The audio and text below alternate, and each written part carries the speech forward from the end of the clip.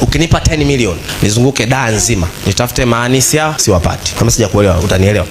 Hamna daa mtu mwenye shida ya nguvu za kiume. Watu wote wana performance sexual anxiety disorder. Hawana shida ya nguvu za kiume, wana kitu kitani wanaita kitete. Ndio maana ukimchukua nikwambia nikupe mwanamke wa nje anafanya vizuri, ndani afanye ana kitete. Na most of women tunatoka kwenye roho ya mke tunakaa kwenye roho ya mama kwenye kuongea na mume wako. Ukisha switch hiyo roho, mume hausimami.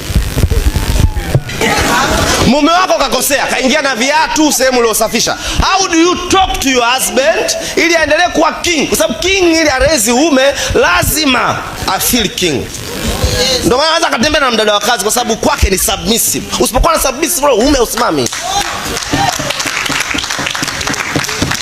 Wangu, hauko serious. Umsomi mzima, unakaja anakuswitch kwenye roho, anakuweka switch roho ya mama yake. Kama mama yake alivyokuwa anamsemaga, wewe umekaa kwenye roho. Hata ukiwa mzuri, atatembea na kidada cha ajabu. Dabupe anaelewa, ananiitaka kwenye kitchen party, si ndio? Tulazima gana kamera tunaongea yetu. Anaelewa. Hii imekuja.